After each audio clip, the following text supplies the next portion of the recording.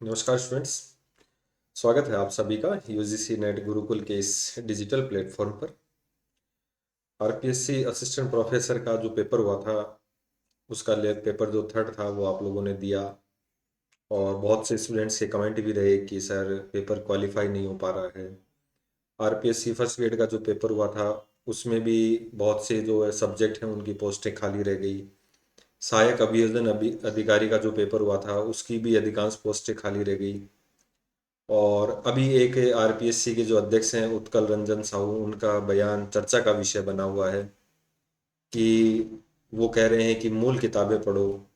तो दूसरा, क्या ऐसे स्टूडेंट जिनका नेट क्वालिफाई नहीं है या ग्रेजुएशन पोस्ट ग्रेजुएशन नहीं है तो वो आगामी समय में असिस्टेंट प्रोफेसर का फॉर्म भर पाएंगे या कौन नहीं भर पाएंगे, इन सब विषयों को लेकर आज अपन चर्चा करेंगे। और उम्मीद करता हूँ कि आप लोगों के लिए काफ़ी महत्वपूर्ण होगी ये चर्चा। तो एक तो आप लोगों के लिए गुरुकुल चैनल पर जो यूजीसी नेट की तैयारी कर रहे हैं, जिन स्टूडेंट्स के पास असिस्टेंट प्रोफेसर बनने के लिए क्वालिफिकेशन नहीं है, वो स्टूडेंट्स जो है वो रेगुलर अपनी ये क्लासें देखें। नेट वाला और जून वाला अपना जो पेपर तैयार कर रहे हैं उनमें काफ़ी आप लोगों को हेल्प होगी। इसके लिए अपनी रेगुलर मैराथन क्लासें चल रही हैं, आप उनको ज्वाइन कर सकते हैं। तो चलिए, दो न्यूज़ हैं आप लोगों के लिए इम्पोर्टेंट और मुझे लगा कि कहीं ना कहीं आपको जानना ज़रूरी है।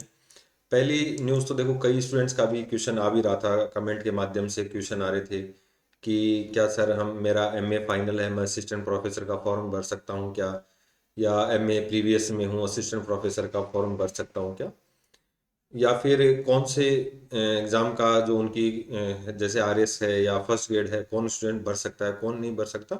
तो इन सब चीज़ों को अभी आरपीएससी ने बिल्कुल क्लियर कर दिया है और स्पष्ट कहा है कि यदि आपके पास क्वालिफिकेशन नहीं है तो आप इस फॉर्म को फिल नहीं कर सकते हैं। ठीक है, इस बात को आप स्पेशली ध्यान रखना कि यदि आप क्वालिफाई नहीं हैं तो आप इस चीज़ के लिए फॉर्म नहीं भर सकते हैं। ठीक है, ऐसे स्टूडेंट जिनका अभी देखो सीधी सी बात है, अगर वो असिस्टेंट प्रोफेसर देना चाहते हैं तो क्या तो आपका नेट होना चाहिए या फिर आपका सेट होना चाहिए, राजस्थान का सेट होना चाहिए, तभी आप जो है असिस्टेंट प्रोफेसर का एग्ज़ाम दे सकते हैं। अब आपकी पोस्ट ग्रेजुएशन नहीं हुई, पीजी नहीं हुई, तो ऐसी कंडीशन में आप नेट सेट तो बहुत दूर की बात है और आप फॉर्म भर रहे हैं तो आरपीएससी आपको इसके लिए अपात्र मानेगी, अयोग्य मानेगी। तो सबसे बड़ी अपडेट तो आप लोगों के लिए ये थी। तो देखिए, ये न्यूज़ क्या करिए, बगैर अभ्यर्थियों वांछित योग्यता के फॉर्म ई मित्र संचालकों पर राजस्थान लोक सेवा आयोग यानी कि आरपीएससी अपना सचिव जो कि शिकंजा कसेगा। सचिव है रामनिवास मेहता, इन्होंने कहा कि 80,000 ई मित्र संचालित हैं और बिना जो शैक्षणिक योग्यता जांचे अभ्यर्थियों के ऑनलाइन फॉर्म भर रहे हैं और बड़ी संख्या में अयोग्य अभ्यर्थी मिल रहे हैं। अभी आप लोगों ने देखा भी होगा कि आरपीएससी ने जब पहले असिस्टेंट प्रोफेसर की वैकेंसी निकाली थी तो उसके अंदर जो है वो 1 लाख कुछ फॉर्म भरे गए थे और बाद में जो है लगभग 45% फॉर्म ही भरे गए थे पहले की तुलना में। पहले जैसे 100 फॉर्म भरे गए थे, दोबारा जब न्यूनतम क्राइटेरिया डिसाइड किया था तो 45%, और फिर एग्जाम देने उससे भी कम स्टूडेंट पहुंचे थे। तो इससे जो है वो सरकार को पेपर प्रिंट करवाने संचालन में काफ़ी नुकसान हो रहा है। तो इसके लिए एक तो सबसे पहले आप ध्यान रखना, ये अभ्यर्थियों को ये इंपॉर्टेंट ये वाली बात, अपनी शैक्षिक योग्यता के अनुसार भरना होगा आवेदन। सबसे महत्वपूर्ण बात ये ध्यान रखनी है। तो ई मित्र वालों के साथ साथ विद्यार्थियों के ऊपर भी इसके लिए कार्रवाई है। तो आप लोग जब तक अपनी योग्यता हासिल नहीं कर लेते तब तक आप किसी फॉर्म को नहीं भर सकते। ठीक है, इसमें थोड़ा सा ये जरूर हो जाता है कि भाई आपने ग्रेजुएशन पोस्ट ग्रेजुएशन कर रखा है और नेट का आपने आवेदन कर रखा है, तो साथ के साथ यदि नेट हो जाता है तो आप इसके लिए एलिजिबल हो जाते हैं। तो थोड़ा सा यहाँ पर बस आप इसका बेनिफिट ले सकते हैं। बाकी यदि आप पीजी कर रहे हैं तो आप इस फॉर्म को नहीं भरें तो आपके लिए ज़्यादा अच्छा रहेगा। बार बार आप लोगों के क्वेश्चन आ रहे थे तो मुझे लगा कि थोड़ा सा बच्चों को इस मामले में गाइड कर देना अच्छी बात है। हालांकि कुछ स्टूडेंट अपीयरिंग में भरते हैं लेकिन अब आप लोग इसको नहीं भर सकते हैं। नेक्स्ट अपन जो चर्चा करते हैं, दूसरा जो बयान था वो आरपीएससी के जो अध्यक्ष हैं उत्कल रंजन साहू, उनका था कि भर्ती परीक्षाओं में क्वालिफाई होने के लिए मूल किताबों को पढ़ना होगा। तो सबसे पहले तो मैं थोड़ा सा, ये आरपीएससी के लिए क्वेश्चन भी है कि क्या मूल किताबों की परिभाषा क्या है। अगर अपन मूल किताबों की परिभाषा की अगर बात करें तो मूल किताबों की परिभाषा क्या है या ऑथेंटिक पुस्तकों की परिभाषा क्या है। क्योंकि अगर आप देखेंगे कि अगर आप फर्स्ट ग्रेड का कोई एग्जाम देने जा रहे हैं तो उसमें 12th लेवल तक का पूछता है या फिर ग्रेजुएशन लेवल का आप लोगों से कोर्स पूछता है, अंडर ग्रेजुएट का यूजी का है जो सिलेबस पूछता है। ठीक है, तो अंडर ग्रेजुएट में ऐसी कितनी किताबें चलती हैं जो बच्चा पढ़ सके, या बच्चा एक एग्जाम के लिए कितनी बुक्स पढ़े कि जो उसको क्वालिफाई कर सके। क्या राजस्थान के बच्चे इतने भी योग्य नहीं है कि वो 36% नंबर ला पाए। ठीक है, तो कहीं ना कहीं मुझे इस बयान में यूँ भी लगा कि जब ये आरपीएससी का जब पॉलिटिकल साइंस का जब रिजल्ट आया तो इसमें आयोग की तरफ अंगुलियां उठने लगी, और उसको फिर हटाने के लिए फिर ये यहाँ पर ध्यान जो है वो मूल किताबों की ओर भटका दिया। अब अपन बात करें कि एक जो आरपीएससी का पहले भी कुछ दिनों पहले एक बयान आया था कि कोचिंग वालों को जो है वो थोड़ा सा यूँ करना है कि वो बच्चों को क्या पढ़ा रहे हैं, बच्चों ने स्व अध्ययन की आदत छोड़ दी है। तो मैंने उसमें भी यही कहा था कि क्या सभी बच्चों सब बच्चे कोचिंग कर रहे हैं, क्या ऐसा कोई स्टूडेंट नहीं है राजस्थान में जो स्व अध्ययन कर रहा है, सेल्फ स्टडी कर रहा है।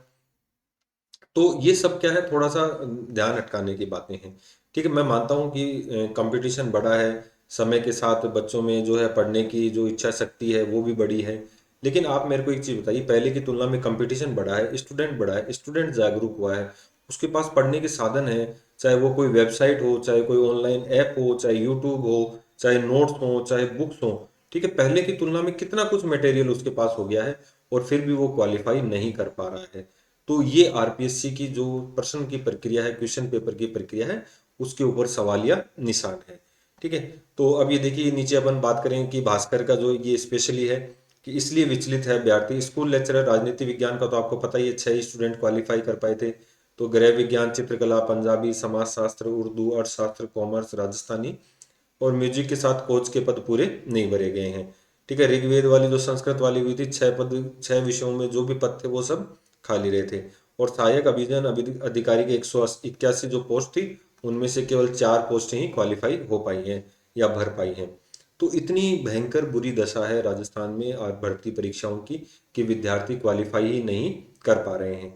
ठीक है, अब अगर मूल किताबों की अपन बात करें तो जैसे मान लो केवल जयपुर का इतिहास मान लें, या बीकानेर का इतिहास मान लें, या फिर आप हल्दी घाटी का इतिहास मान लें, तो एक एक किताबें उसके ऊपर लिखी हुई हैं। प्रजामंडल के ऊपर एक किताब है। ठीक है, 1857 क्रांति के ऊपर एक किताब है। तो बच्चा उन किताबों को कब तक पढ़ेगा। एक इनकी एक चीज से मैं बिल्कुल यहाँ पर सहमत हूँ कि यहाँ पर कैसे उम्मीद की जा सकती है कि वह स्कूल कॉलेजों में सही शिक्षा दे पाएगा। ठीक है, ये बिल्कुल 36% वाला स्टूडेंट जो है, अगर 36% नहीं ला पा रहा तो वो शिक्षा नहीं दे पाएगा। लेकिन आज से पहले आपने -19 नंबर वालों को भी तो नौकरी दे रखी है, वो भी तो पढ़ा रहा है बच्चों को। ठीक है, या आरपीएससी में या जो पंचायती राज में जितने भी शिक्षक लगे हैं, क्या वो माइनस में नंबर लाकर भी नौकरी नहीं लगे हैं क्या, जब वो शिक्षा दे पा रहे हैं।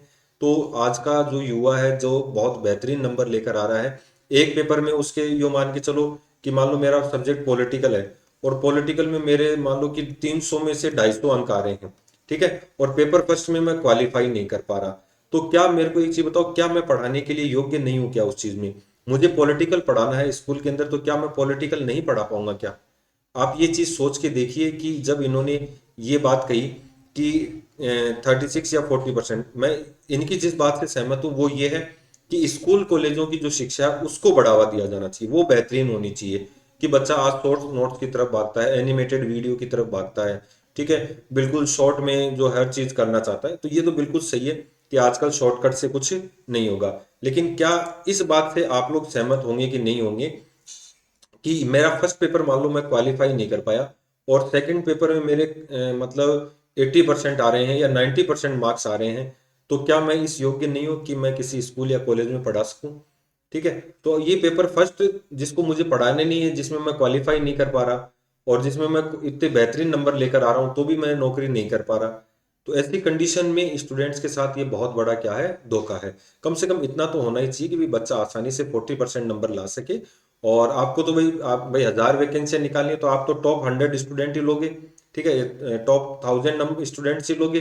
बाकी स्टूडेंट तो चलो रह जाएंगे, लेकिन क्वालिफाई तो करेंगे, स्टूडेंट्स का कॉन्फिडेंस तो बढ़ेगा। ठीक है, अब मूल किताबों की परिभाषा भी देनी चाहिए भाई। अब मान लो आप आरबीएससी पढ़ते हो या आप एनसीईआरटी की किताबें पढ़ते हो। ठीक है, तो एनसीईआरटी की किताबें, सभी किताबें आप किसी भी गाइड को उठा के देख लो, उसमें सब में एनसीईआरटी का सार मिलेगा, आप लोग ये देखना।